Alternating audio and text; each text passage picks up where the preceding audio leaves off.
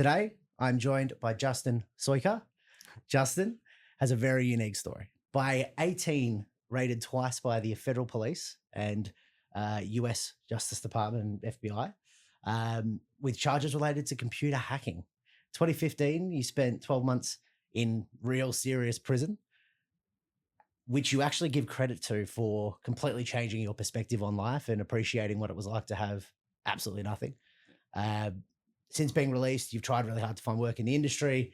9 years, an ongoing saga, which we're now happy to report that has recently changed. We'll get into that in due course.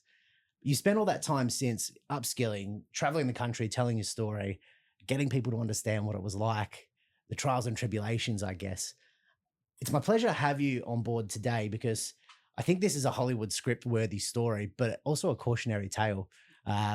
I'm very, very proud to have you here. Thank you so much for coming on, and I'm eager to dive into your story. I'm happy to be here. What have I missed? Is there anything else that I could add in that intro? No, that was pretty normal. It was pretty fine. I try to do my best. Talk to me a bit about your early life. How did you get into this? What was the process? So my entry into computers was a bit later than most would expect. So I vaguely remember playing Deadlock 2 on an old Windows 95, 98 computer back when, I don't know, it would have been like 4 or 5. So I don't really include that because there was a massive time gap until about 2007, 2008 when I got a computer with actual internet. So I've always been a bit of a gamer. So my childhood started out with playing like a Sega Master System, then PlayStation 2, 1, 2, and just not many consoles I don't have from since that era. My journey to computers got started in around 2007, 2008 when we first got a computer with internet, and it was an old Windows XP machine. I tried to play games on that, it didn't work. So most of the games that I'd play would be text-based, browser-based games because I didn't have much of a choice. Yeah. So after playing them for about a year, I met someone online who was like pretty much cheating in the game, abusing bugs. I thought, and we became friends, and I thought that sounds really cool. I want to do that.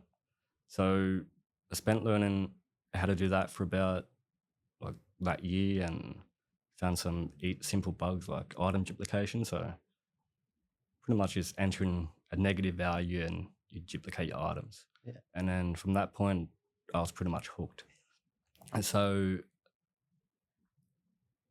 then it made me feel and wanting more. So I started looking into other types of vulnerabilities like just web app, and yeah, the rest is history. The rest is history. Here you are. It's I mean, those were great consoles. I mean, like Age of Empires and all that kind of stuff on the old kind of setups. You can get them on mobile these days, which is great. And I still remember some of the old school gaming cheat codes. I don't know, maybe that shows a bit of my inner nerd. Because I didn't have internet at home, so whenever we'd play games on the console, I'd have to print out cheat codes from the computers in primary school. You got the books and stuff. You remember they used to give you the walkthrough books. This is us showing our age. You're not even that old. So fast forward, you've kind of gone through this journey, this awakening. Started completely harmless, and I know it continues to be for a good period of time. 16 rolls around. Talk to me a bit about that process when you're first kind of having an interaction with the authorities. So other than being raided, I wasn't really, let's say, a moral teenager. So I was always getting in trouble. So I had quite a few interactions with police for like shoplifting, stupid stuff like that. But yeah, it was definitely a weird experience being like actually raided. Also kind of funny. So it was November, it was hot. I was completely naked. I was home alone, so I had undies on. Yeah. All I remember is I boiled the kettle, I was walking out to the lounge room, drying my cup, and then from both corners of my eyes, I see people running up the driveway, people jumping the fence, and then bang, bang, bang, police open up, and I was frozen. Yeah. I had no idea what to do, no idea what was going on, and then in seconds I was surrounded by pretty much circled by giant bloody feds, and if you've seen any federal agents, they're not very short. No, guns out and everything, serious business. Not guns, but Yeah. And yeah, I wasn't really thinking about, oh no, I've been raided. All I was thinking about was, fuck, I'm naked. Can I put on some clothes? This is so bloody embarrassing. And you can even see in like the first, in the record of the search warrant, it's the first thing I say, can I put on some clothes? And then he proceeds to say, yeah, in a minute, and then ask other questions and finally find some clothes. And of course, I had to search them to make sure I wasn't hiding any USBs. Of course. It must have been that real kind of moment of, oh shit, for want of a better term, right? Like, Yeah. real immediately. It's designed to be that way, obviously. That's why they come in as hot as they do.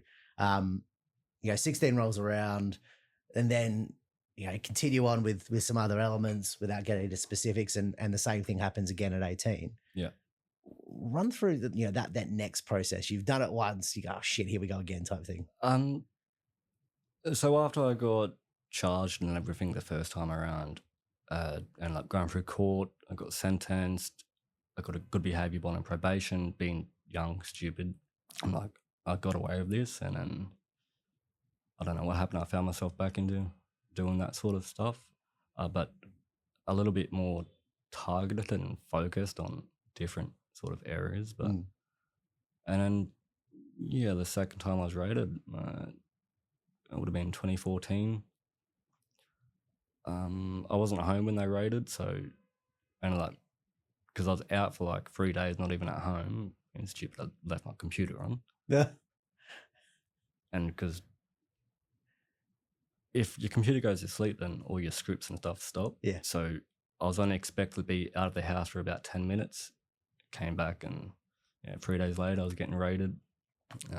Got home at like 4 o'clock in the morning.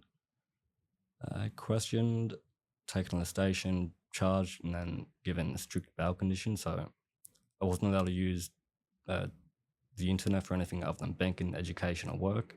Wasn't allowed to use a smartphone. Wasn't allowed to give anyone access to my online accounts. Wasn't allowed to speak to certain people. I had to reside at my address, and I had to report to the police station 3 times a week. Yeah. So I couldn't get access to social media to let my friends know what happened, get in touch with them.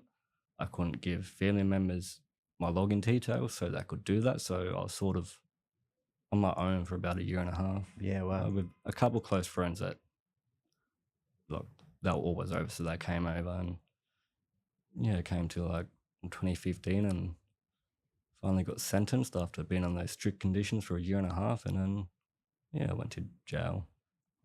That's where it kicks up a gear. And I think it sounds like, and we discussed this previously, right, is that you have this experience where it's pretty tough for you already with these conditions and everything going on, and then immediately it's like, oh, we're on here. This is big boy stuff. And did it feel like, it's the right word, you graduated's not the right thing, but as soon as you go to that prison, it's holy shit, I don't belong here, compared to what a lot of other people had done?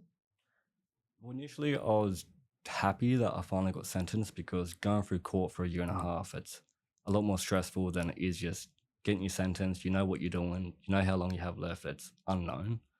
But actually going to jail, it was a bit of a weird experience, I guess.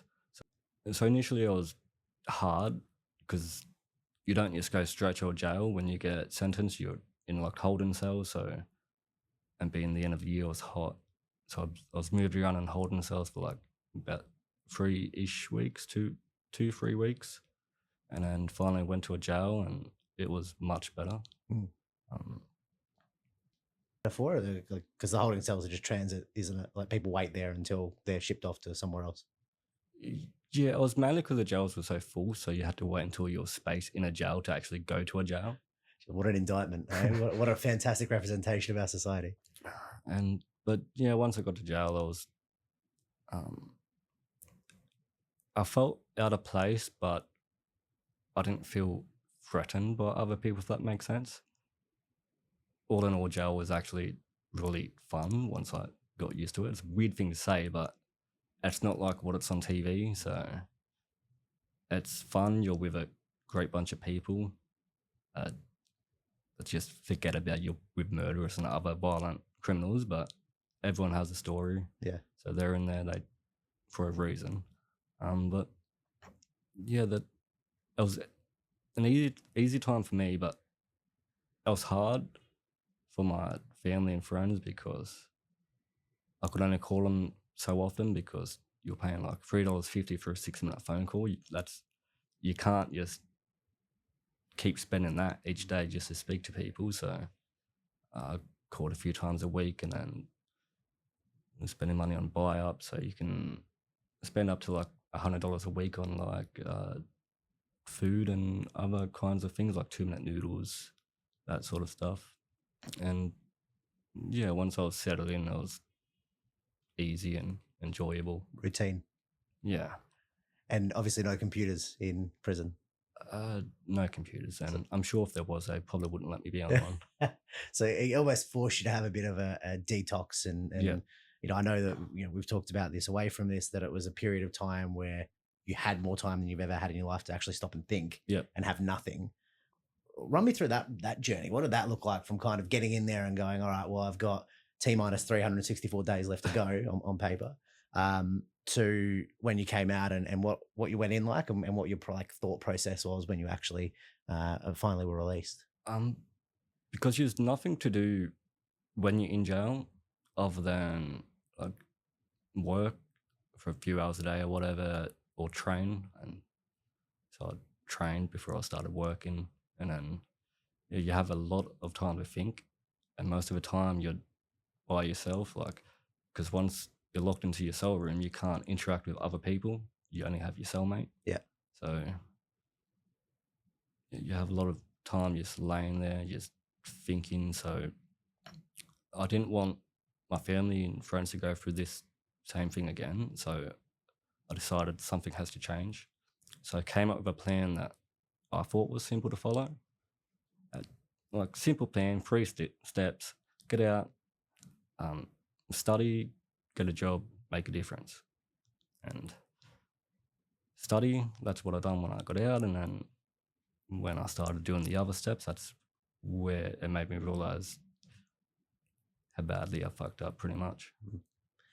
Did you have expectations, I guess, when you came out, that, you know, I guess there's maybe a representation or a belief from people that come out and you're going to be a different person to what you went into it, as I mentioned in that last question. For you, it was that case. Yeah. It took a lot longer, and for a lot of people, unfortunately, it's not, right? Was it kind of you going, all right, let's go, and then society going, not so quick? How frustrating was that? Extremely frustrating, because how it's supposed to work, you do a crime, you do the time, you should be able to get out and do what you want to do, but no one gives ex-criminals a chance.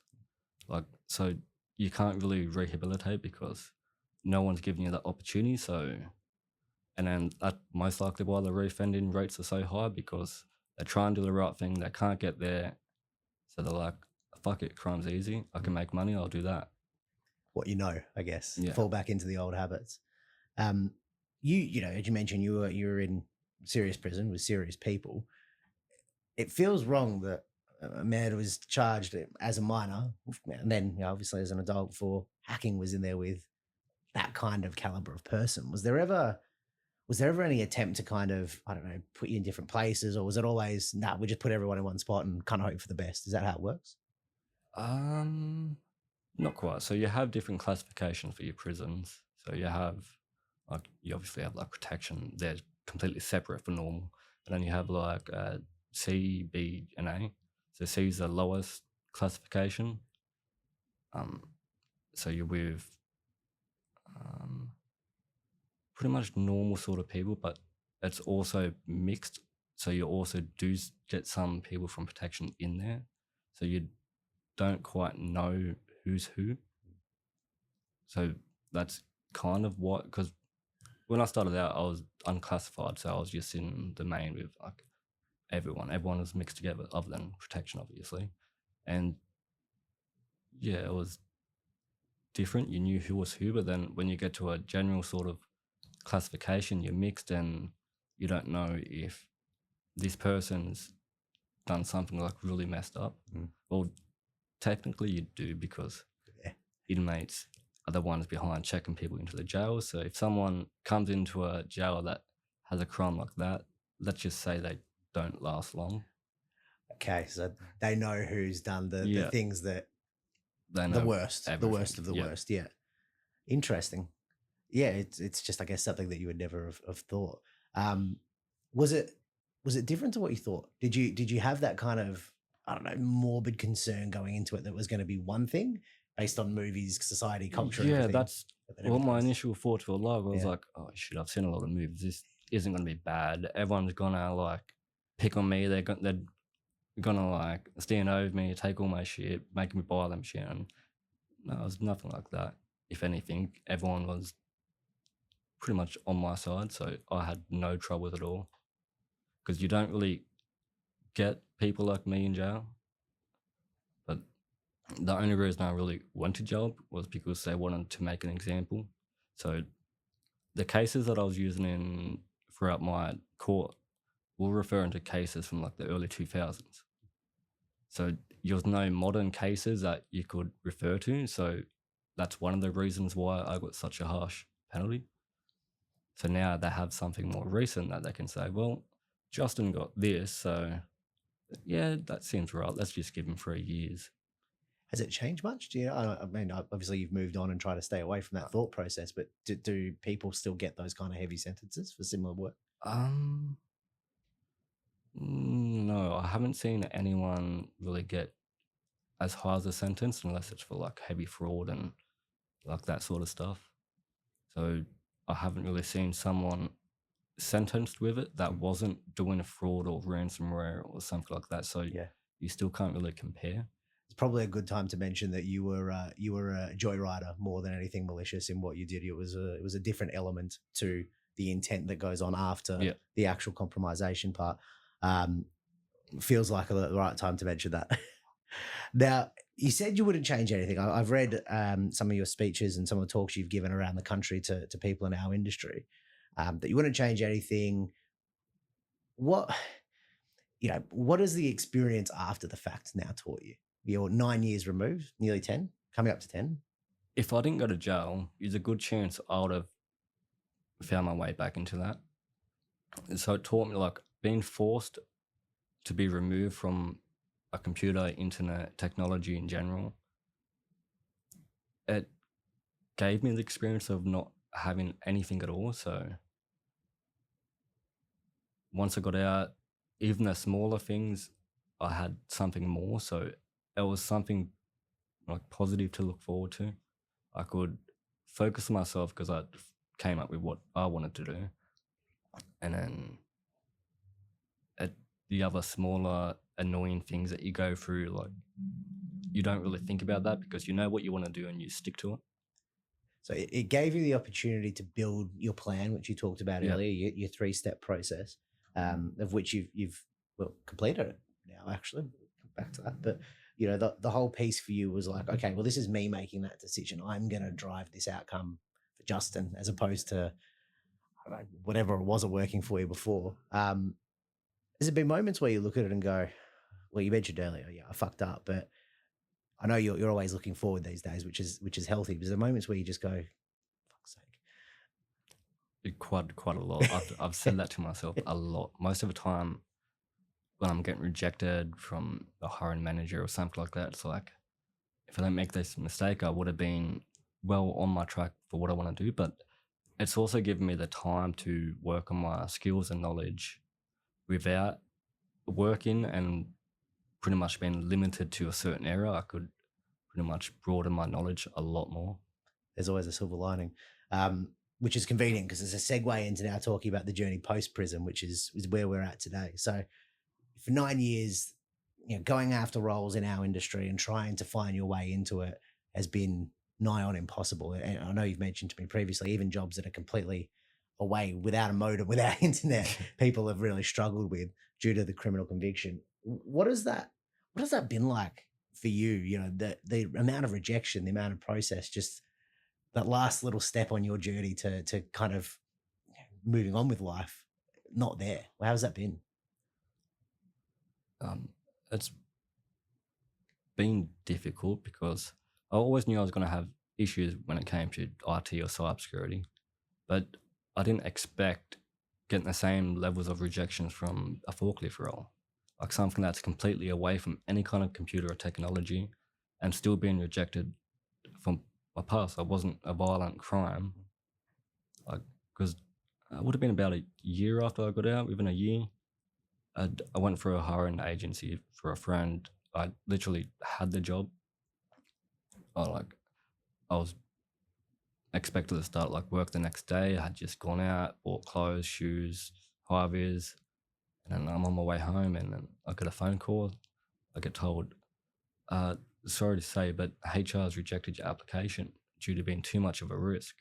And he wasn't very happy because I was open about it. Everyone was fine. Everyone at the company was fine about it. They knew about it, but it only took one person from HR saying no, and pretty much the whole tower comes crumbling down.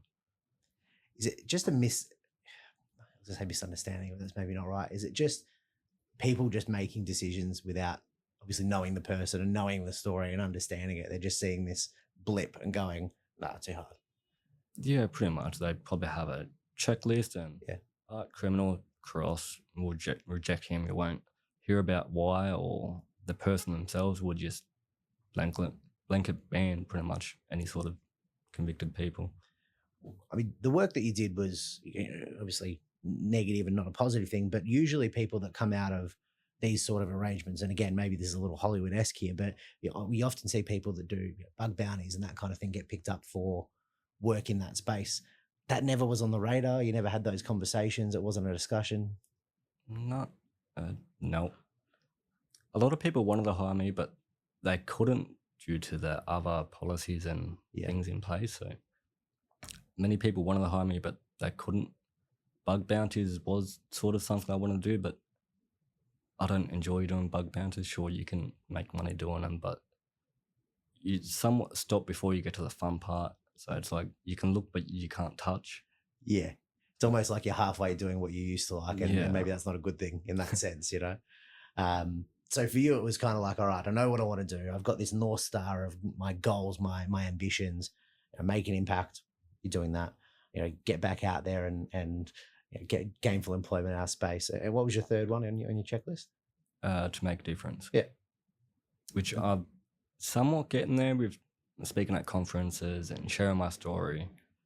So hopefully by sharing my story, I can sort of convince other people who are going down a similar route to what I did to think twice, because when I was doing that, all I thought was, okay, I get caught, I go to jail, everything's fine. Yeah. But I'd happily serve 5 years in jail if it meant I could do what I wanted to do. So it's not just a short prison sentence that you're serving, it's 10 years after that you still have to wait and struggle. And it's a much longer sentence than people give it credit for when it comes to the work that you want to do. So the timelines of it, 10 years is a period of time before you can apply to have it quashed or expelled. Is that what it is, or how does it work? It's called spent. Yes, sorry, that's it. So normally for like a state charge, it's like 5 years, but since mine were Commonwealth charges, that's 10 years. Unlucky. Unlucky. Now that we can focus on the positive stuff, right? We're talking about, originally when we first started talking about doing this, we were talking about, hey, what's your advice to people that are going through this? You've now broken through, and you shared with me earlier today that it's really exciting times for you because in the new year, you're finally in the industry that you've been in for a long period of time. Finally. Run me through that feeling, that emotion, that kind of process of getting that actual opportunity finally into the industry. It took a while for it to hit me emotionally because I've been trying to get into the industry that I love, that I've been interested in for like 15 years now, and after being rejected so many times, it sort of dulled that sort of emotion. So it slowly hit me better now that I'm getting closer, and I'm starting to realize, like, after all this time, I'm finally going to be able to do what I love, what I'm passionate for. I'm finally be able to help people in a positive way. And you've spent the last nearly 10 years preparing for it. You've got certifications. You've been traveling the country speaking about it. You're at meetups like it's going out of fashion. You surely are the most qualified graduate or junior to go into any role in a number of years. I know it's in cyber, which is all that matters. Very, very exciting. What do you have in terms of advice for people who, maybe have followed some of that early path of yours? What would you share with them now that you're kind of, as I say, coming to not the end of the journey, but the end of that arc of kind of getting back to where you wanted to be 10 years ago? So what I would say is just don't give up. Just keep pushing through. There's always a light at the end of the tunnel. You'll struggle for a bit, but you'll get there. Love that. I'm absolutely over the moon for you for the year ahead. Anything else you want to share? Any final thoughts before we let you wrap up? So the final thing I'd probably say is check out the Hack the Hills conference in Melbourne, because if you want to hear me speak, then you can go there and hear a more entertaining, lighthearted discussion on my history. Yeah, the speeches you give are always, you've got an absolute knack for comedy. I know this isn't the format for necessarily that kind of, but it's an underrated skill of yours. Right, thank you so much for coming in. It's been an absolute pleasure. Thank you for sharing your story, and go and get down to that conference to see Justin in the flesh. Yeah, it'll be February 8th. Fantastic. In Melbourne. Yep, in Melbourne. Lock it in. Link in bio. Thank you so much, mate. I appreciate it. That's Cheers. right.